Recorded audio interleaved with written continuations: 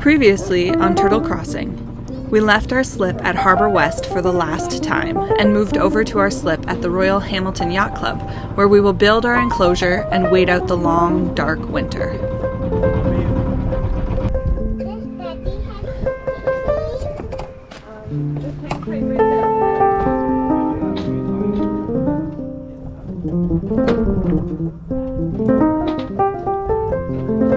Alright, buddy, let's get your costume on. It was Halloween. Did you get over all right? Yeah, no problems. Good. Starting the engine was a little worrisome, but it started. It just doesn't like it when it's cold.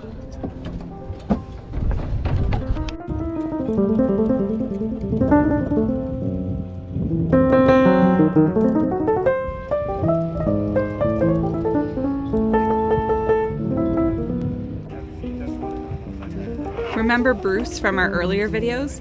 Well, today he's lending a hand as we tackle the first step, taking down the mast before we start building our enclosure.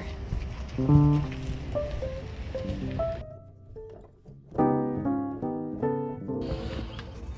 found my GoPro? Yep. Thank you.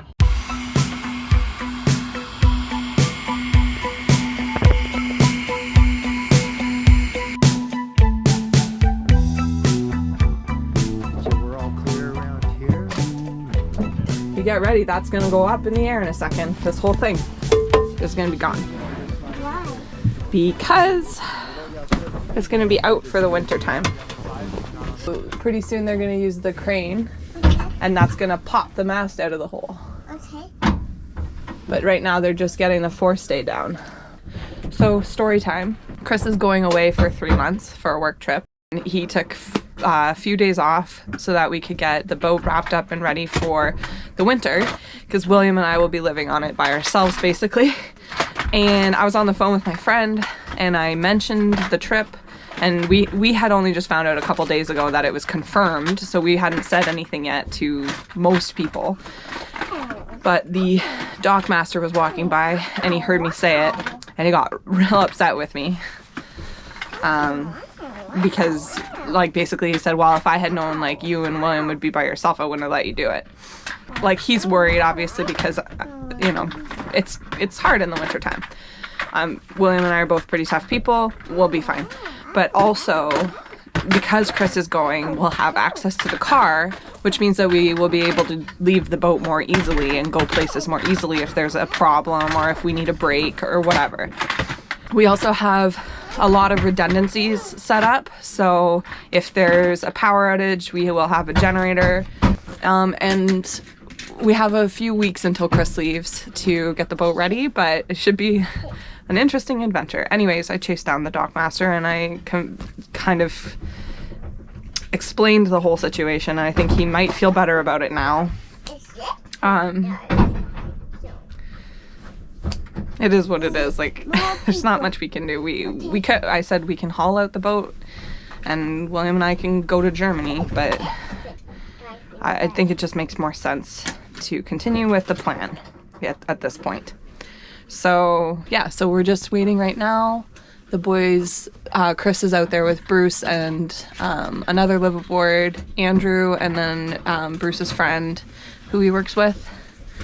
And they are, looks like, still taking the forestay down. And William and I are waiting in here for our job, which is to let them know how things are running on the inside as they pull the mast out.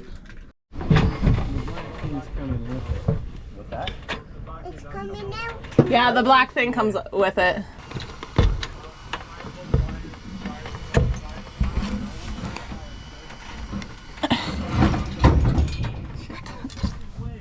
What happened? Oh, fuck. You're kidding me. What happened? So I left the camera and ran outside for the excitement, but the furler fell off.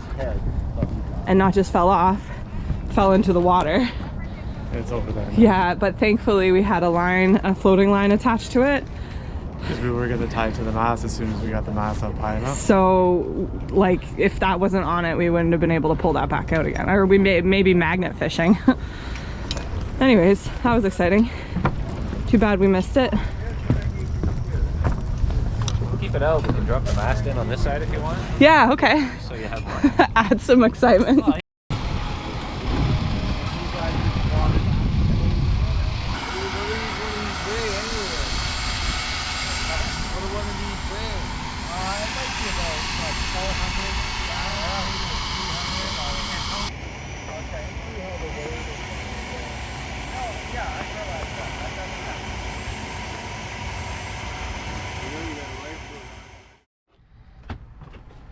So this morning it was raining a lot. Well, it was raining a lot-ish last night, and both Chris and I were sleeping, so we didn't really remember that we don't have a mast blocking the mast hole. We just have Bob. And Bob isn't exactly watertight. So some things got a little bit wet. But the sun has come out. It's very nice outside now. It is nice. Just working in our turtle merch. Check out our turtle.ca website. I'll put it in the information thingy down below, and you can check it out if you're interested in a really nice hoodie. But yeah, it's beautiful out.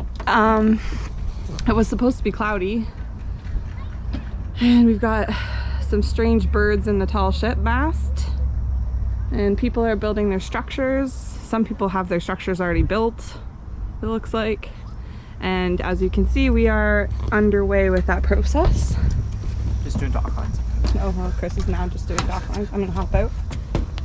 A lot of people do like a wooden ridge along the top, as you can see on our neighbor's boat there.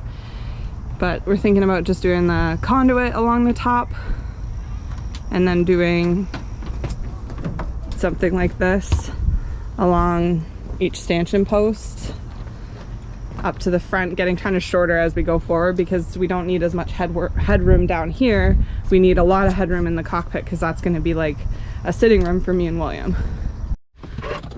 So upon recommendation from some of the other liveaboards, we are going to try and do the arch with, what's the width of the wood? 2x? 2x3s? 2x4s? The 2x3s and Yes, it's and a 2x4. couple 1x4s. and a couple of the 1x4s and a couple of the posts that we did last season when we were on the hard along the middle center line of the boat, just to give it a little bit more support, because Chris was thinking it's like going to be kind of heavy instead of just doing the conduit along the top, which would have been a lot lighter. But everybody's saying that when we try and melt the plastic on, the plastic covering on, that it'll warp the conduit piping along the ridge. So we don't know if there's a way to do it without doing that, but we're just gonna, better just to take the recommendations that we have now. This is the first and hopefully only winter we're doing this, and then it's not gonna matter.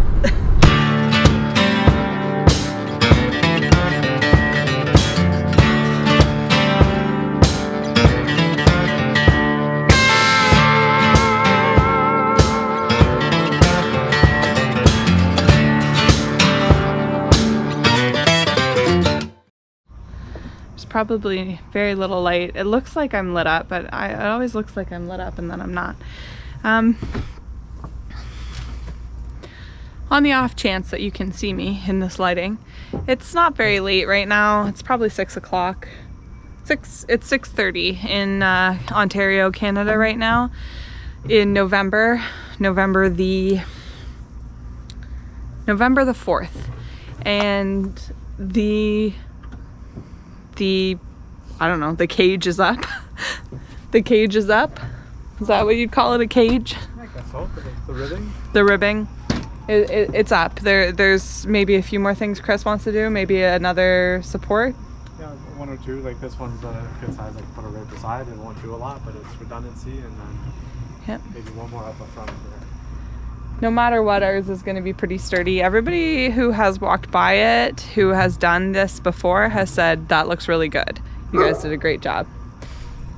It looks good, eh? Yeah, looks not bad. I think I'm going to move those bins there. Have one more right there. One more on the foredeck. On the foredeck. It's going to be almost kind of nice too to have so much interior exterior space. Like it'll be easier than the summer. Yeah, almost like we're going to get spoiled and having the covered up cockpit, like just to be able mast to. In the back. No mast downstairs. This is what motorboaters feel like all the time. That's true. Let's not get used to it.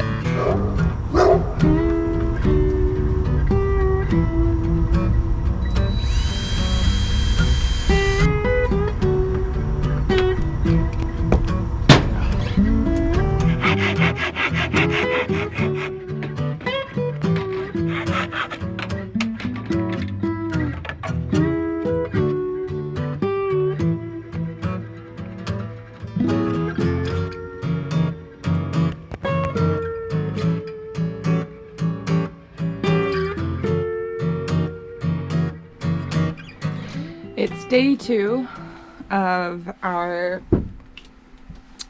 boat tent construction project, and we are up and getting things going. We have to get the belly line attached, and then we can maybe hang some plastic, and if somebody's around and wants to help us, then maybe we can start heating the plastic, because neither of us really know how to do that step.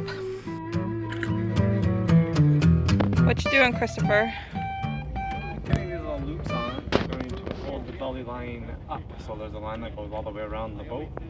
But if you just put a line around the boat, it would just fall off the boat. And there's straps that go right underneath the keel, right? Yeah, not yet, but there will be. Okay. I'm going to do these ones first, and I'm going to attach a line to this loop, take it underneath I see. the other side. Okay.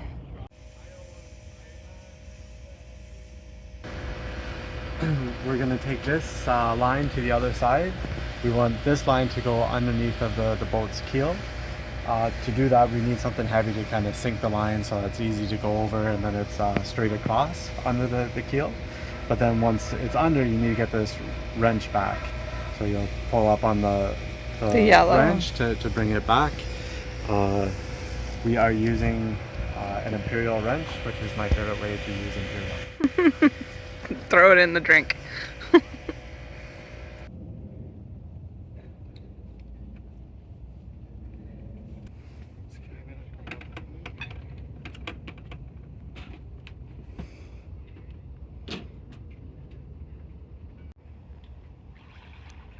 How's that song go? Spider-Man, Spider-Man, does whatever a spider can.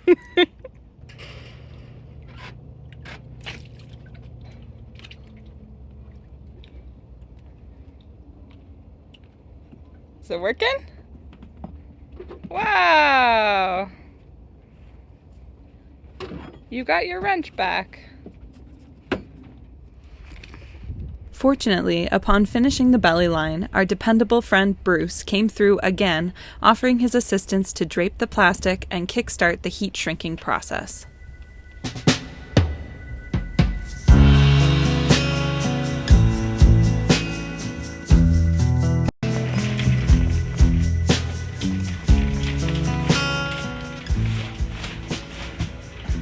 You doing okay? Yeah, cool.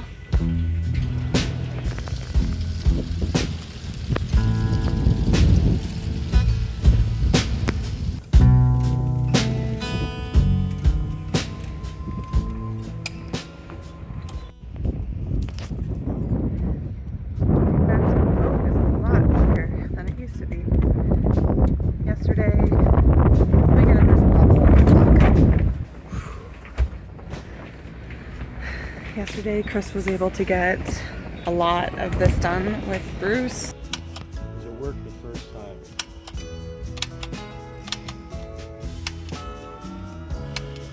Shoot. All right.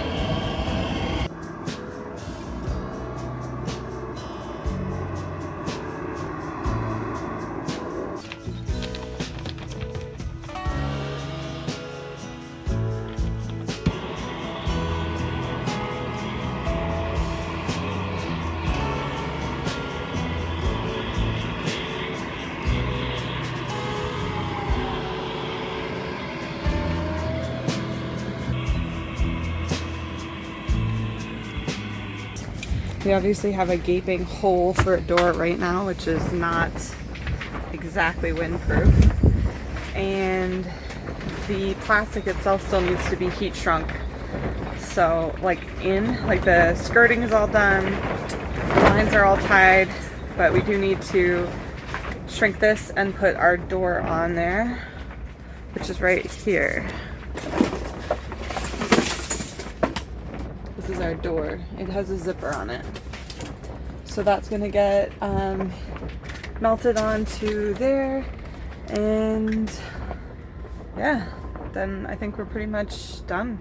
It just has to do with like getting everything put away and organized so that this is not what it looks like in here, and William and I can actually use the space.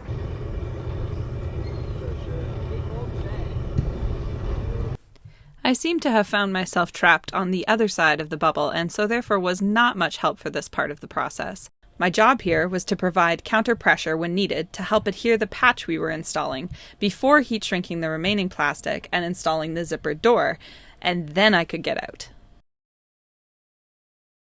Yeah, she's going to use this in court one day, I bet ya. Yeah, I'm not sure if that's my knife or not. All right, it's getting cold. Okay. You need me, I'm on board. Thanks, mate. Welcome back into the boat. Thank you. It's very warm. toasty, yeah. It's warm in here, eh? Yeah, it's pretty cold outside tonight specifically. I think it's supposed to go down to -1. Probably already is -1.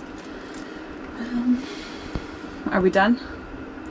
There's a few holes to patch. We got a little close with the propane torch.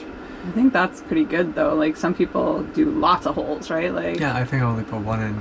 I did probably at least half the boat, and I think I only got 2 close ones. This is the first time you've ever done this. Yeah, I'm not sure if it's tight enough in some spots, and there's 1 or 2 spots where I wish I had done another.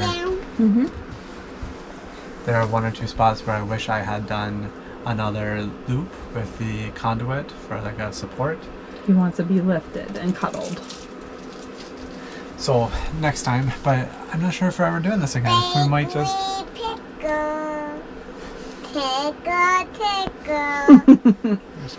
I'm really glad I taught you that. 1 sec, I'll break the pickle in just a sec. We just finishing up talking about what we got done today. Because that board was full pretty much this morning. It's not full. Return oil pump. Oh, yeah? That was even a start beside it. Doo-doo. Done. So there's still a few more things and a few big things, but like, patch holes you've added to the list. Make it work for tomorrow. Bakery picker. Bakery picker. So I wish I had done another support with conduit in 1 or 2 places. Especially at the foredeck, right? At the foredeck is the worst part of it. I might be able to put it up tomorrow, but I've already shrunk the heat shrink, so we'll see if it goes in or not. We have another piece that I was going to return, but if I can use it, I will use it. I don't think we're doing this again. Like, it's a cool process, but it's stupid expensive. Probably close to $1,000 by the time. Like, it was $320 for the wrap.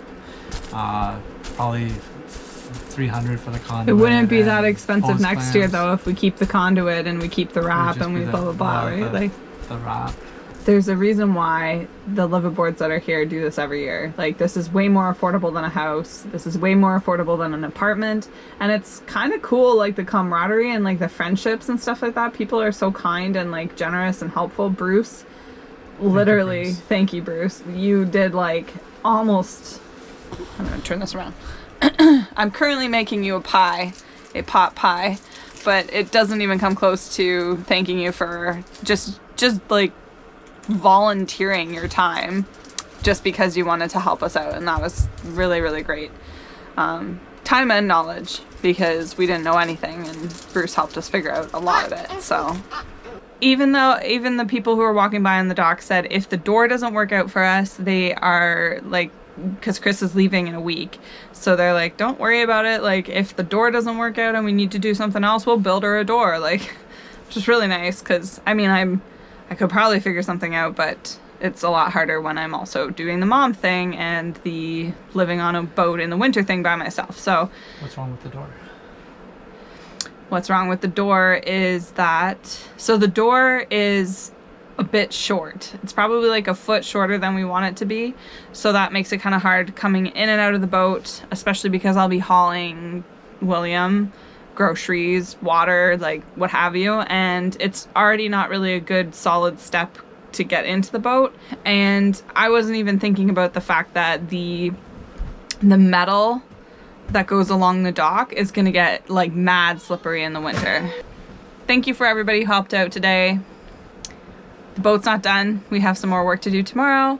And that alarm actually that went off on my phone might have been the pop pot, so I might need to, time to eat. Daddy, pick up it. Pick a bit. Pick a bit. Thanks for watching, Sail fans. Join us next time as we finish off a few more tasks and say goodbye to Chris for the winter. This is it, life's not infinite. It's the only chance we get, so why are we waiting?